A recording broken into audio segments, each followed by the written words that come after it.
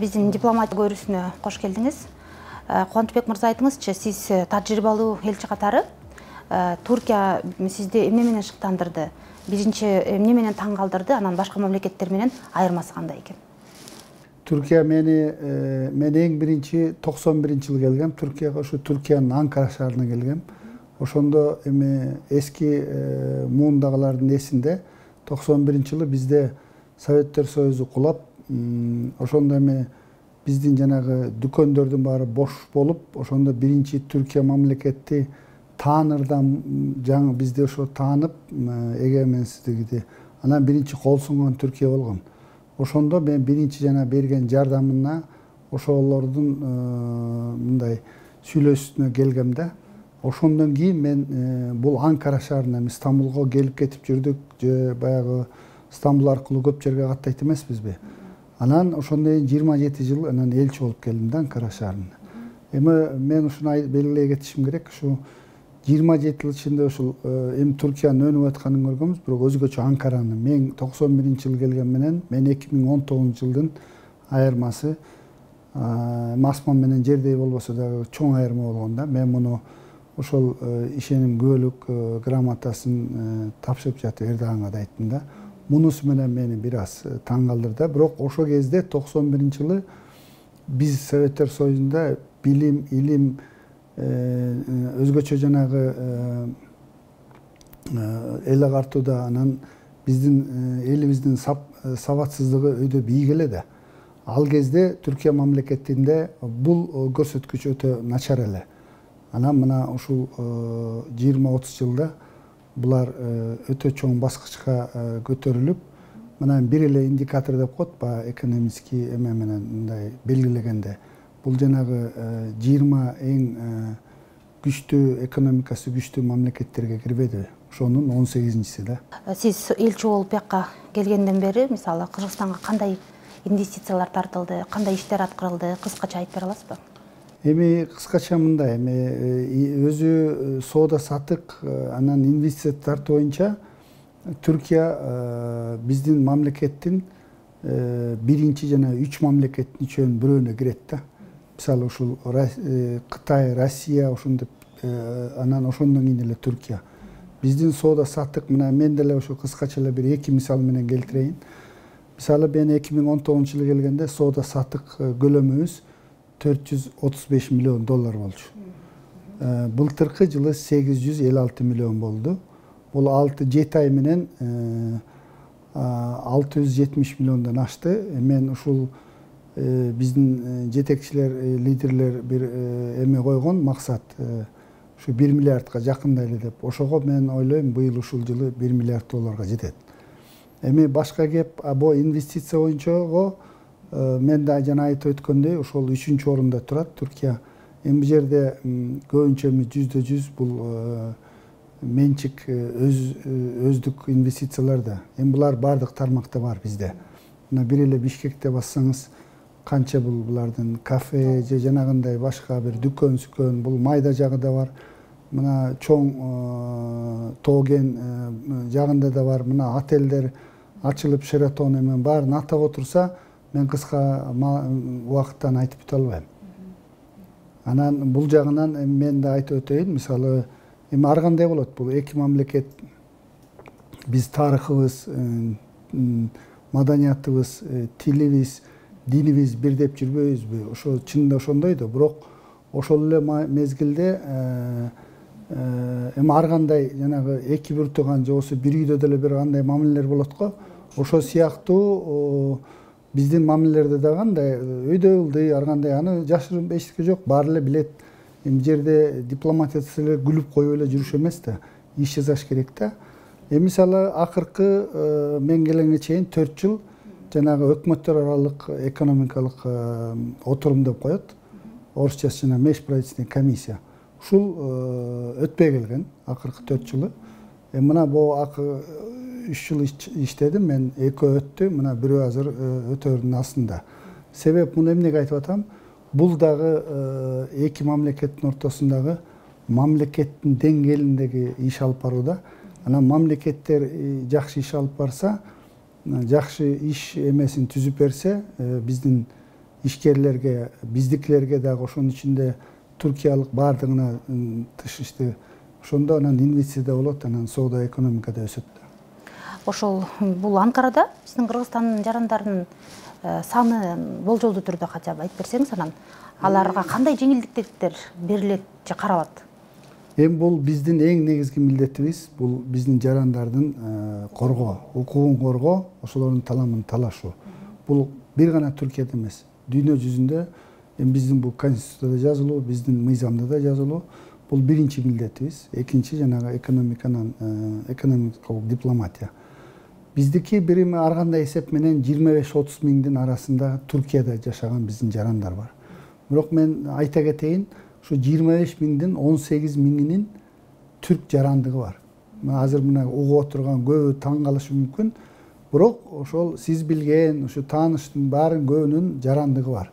Мен муну бир 3-4 бөлүккө бөлүп кетет элем. Муну бир 91-92 жылдары, андан кийинки ошол 2000 жылга чейин көбүнчө биздики бияка Түркияга эмне келишкен? Окуу, билим алыш үчүн, анан бир иш жасаш үчүн. Жана өзүңөр билесиңер, ошол кезде келип Стамбулдан окат алып ташып барып, ошону сатып, ошондон бутуна тургандар бар, биякта калып бутуна тургандар бар. Ишылып аяк башы 18 миң, ошо 25 миңдин түрк жарандыгы бар. Эми аны баары айта бербейт, мен ачык эле айтып коеюн. Бул ачык расмий маалымат. Мен муну жакында биз ошо такталып баары билет.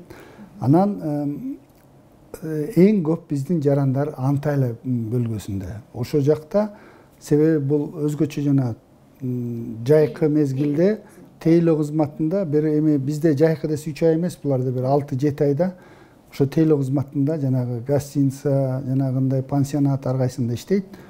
Ошол жерде бир 10 миңге жакын жараныбыз жашап, иштеп келет. Андан тышкары жерде такыр биротоло келип, мүлк сатып алып жашап аткандарыбыз да бар. Эми алар көпчүлүктү түзбөйт, бирок алар да бар. Анан эң көп экинчи биздин жарандар Стамбулда жашайт. Бир 7-7,5 миң тегерегинде. Эми бул жер Стамбул 9 жолдун тоңу дегендей, өзүңөр билесиңер. Андан кийинкилер ошо Анкарада жашайт. Эми көбүнчө ошол бизде акыркы мезгилде биздин эже карындаштар көбүнчө иш кылып ушул Түркияда жүрүшөт да. Эми бул жерде бир гана биздин кыргыз улуту эмес, өзбек улуту ишилип, баардык улуттан келип иштеп ошол тейлөө кызматында. Ошонун ичинде мен ачыгын эле айтышыбыз керек, көбүнчө үйлөрдө бул бала багуу же болбосо кары картаңды багуу менен алек. Мунун ушу келген биздин жана эже карындаштардын бир 50-дөн ашык пайызы ушу менен алек да. Анан биздин студенттерибиз бар, мына университеттерде жылда бир жанагындай Түркия мамлекети берген стипендия менен бир 100-дүн тегерегинде студенттер келет. Ошондо акыркы жылы 10 жылды эле алсак, мисалы 1000 студент бар да. Бул жанагы мамлекеттик стипендия менен. Андан тышкары Түркиянын ар кайсы университеттеринде жана өзлөрү төлөп контракт эсебинде окугандар бар. Көбүнчөсү жана туризм тармагында. Бул да ойлойм, бул эң пайдалуу бизгечи. Себеби алар жайкы мезгилде иштеп, өзүнүн контрагын өзү жаап, анан окат кылып, ошол мезгилде үйрөнүп биздин жаштарды мен көрүп жүрөм. Муну биз кубатташыбыз керек. Алар баары бизге келип, бизден ошол тажрыйбасы менен бөлүшөт. Бирок бул жерде айта кетчү нерсе, эмне үчүн мен ушуну изилдеп көрдүм да, эмне үчүн ошол контрактка Кыргызстанда төлөбөй, университетке бияка төлөйт. Ишенесиз, ишенбейсиз, кээ бир университеттер биздин университеттерден арзан 2 эсе. Ошон үчүн келип, жанагындай тажрыйба да алайм дейт, тилди үйрөнөм дейт. Анан бир аз өзүм дагы багып алам дейт да. Каржылап алат. Бул да жакшы. Анан эми айта кетчү нерсе, жана сурооңузга, Түркиянын 81 бизче айтканда облусу бар, провинция.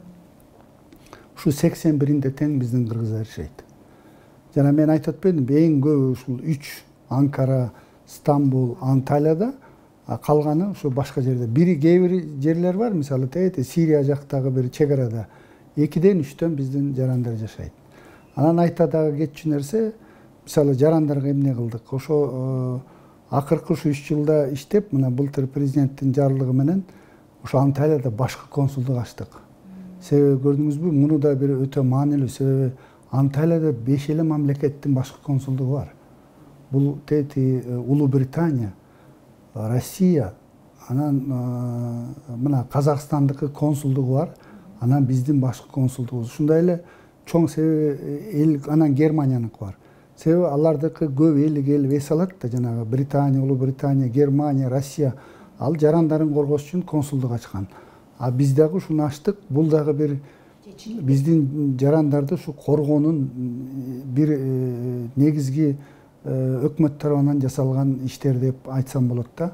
Азыр эми биздикилер көп убара болуп мурункудай Анкара, Стамбулга барбай, ошол Анталиянын өзүндө жанагы тейлөө консулдук кызматын ала алат да. А жеңилдиктер дегенибиз, мына мен дагы сөзүңүзгө айтып өтөйүн. Мына биз ошол биздин жарандар баары мыйзам түрүндө чалышса, биз мына 2 жыл мурун келишим алынып, уже ратификация болгон эки жактан тең. Ушул жерде биздин жарандар канча айбы же канча жылчалы иштесе, ошол иштеген тапканын жанагы мыйзамдуу түрдө дегенимчи, ошонун ичинен жанагы социалдык төлөмдөр төлөнөт да, булардын салыктары. Ошону кетерде ала кетет да. Бул ошол мыйзам социалдык камсыздоо боюнча эки мамлекеттин ортосунда ушуну биз ушул 3 жылдын ичинде кол коюп, кабыл алып, ратификация бүткөн эки тараптан тең. Азыр бул эң негизги жетишкендик деп мен ушуну айтсам болот. Эми андан тышкары билесиз, эки мамлекеттин ортосунда 90 күн бул визасыз кирип чыкканды билет. Бирок ушуну туура колдонуш керек да. Эми бизде мен ачыгын айтып коеюн, жарандар бар. Ошону 180 күнгө узартып бергиле депчи. Мен айтам, 180 эмес 365 күн болсо деле, эми биз ушундай, биз эмес, бул кыргыздар эмес, өзү эле адам зат баласы ушундай экен да, эми 366-күнү бир күн кечип калдым дейт. Ошон үчүн 90 күн мен ойлойм, бул толук жетишет. Өзүңдү өзүң келип ушул мамлекетте карап, жашап же иштейм же окуйм десең, ошонун баарын мыйзамдаштырып алганга бул мезгил жетет. Рахмат. Анан эми акыркы суроо болсун. Негизи Туркия менен 174 өлкө дипломатикалык мамиледе, анын арасында биз да барбыз. Анан буюрса келечекте биздин Кыргызстан менен кандай саясий, маданий иш-чаралар күтүлүүдө? Эми мына биринчиси саясий, туура бул Түркиядын өзүнүн 174 өлкө бул жерде мамилеси бар. Түркия дүйнөдөгү эң 5 мамлекеттердин өзү 18-нчи орунда болсо да, жана экономикалык дүйнөдөгү эң биринчи 5 мамлекеттин ичинде булардын тышкы жерде өзүнүн өкүлчүлүктөрү бар. 252 мамлекет өкүлчүлүгү бар.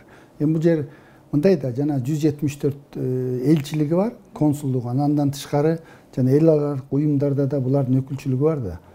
Мен ачыгын айтып кетейин, биз ушунусун кичине колдонуп, мына акыркы жылдар өзгөчө, мисалы үчүн мына Африка мамлекеттеринде биздин бир да элчилигибиз жок.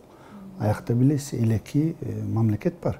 Анан жана биздин улуттар уюмунда же башка жерде биз бир мына ошол илгери Манасты же башканы Айтматов же башка биздин бир жакшы нерселерибизди астыга жылдыруу боюнча биз мамлекеттердин колдоосун алышыбыз керек да, ошо улуттар уюмдардын мүчөсүн.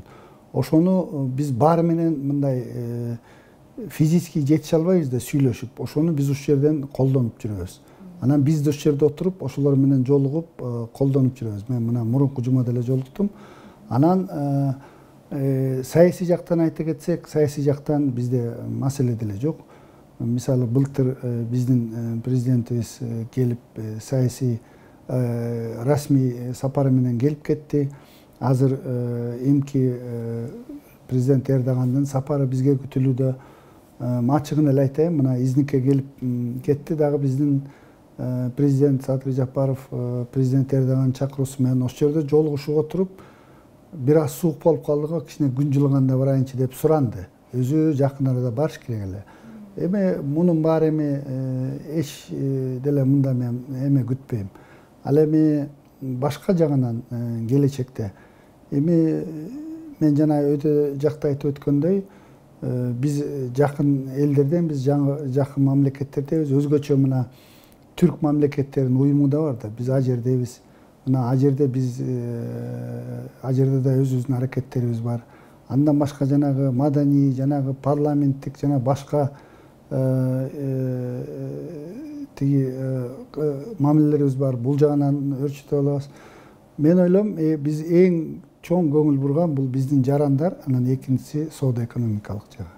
Ушу жарандарга өзгөчө биздин жаштар, анын ичинде ушул эже карындаштарга, ага инилерге ушул келип Түркияга иштеп, окуп, жашайм дегендерге да эми жана мүлк сатып алып, жашап, эс алам дегендер ал сөз жок. Алар өзү билет, алар жолун билет. Жаштар окуп келгендер бул дагы өзгөчө, жаштар дагы өзүнүн жолун билип калышты. Бары бир кай жерде, кайсы окуу жайында окуп, кайсы программаларга кандай тапшырып, бекер жанагындай стипендия алып окушту, булар да билет. Анан менин бир чоң көңүл бурчу, анан суранчым бул биздин жана ошо келип ушул жерде мигрант болуп иштейм дегендерге да. Ушунда ушул келердин астында бир текшерип койсо, азыр технологиянын заманы, интернетте баары бар. Ошол жерде баардык маалымат бар. Анын ичинде кантип жумушка орношуп, ушул мамлекетте кантип иштеп, анан кандай мыйзамдуу түрдө өзүн алып жүрсө, ошол баардык жагынан пайда алып келет да, ошол эле биздин жаранга. Бул анын келечегине дагы, анан ошол убактылуу жүргөн дагы өзүн коргойт да. Эми туура, албетте биз тышкы иштер министрлигинин элчиликтер, консулдуктар муну биринчи милдети адамдын укугун коргоо, жарандардын. Бирок ошол мезгилде өзүңдү өзүң коргоосоң, бу дагы мындай көп жакшы нерсе болот эле да. Ушуга мен көп көңүл бурат элем да.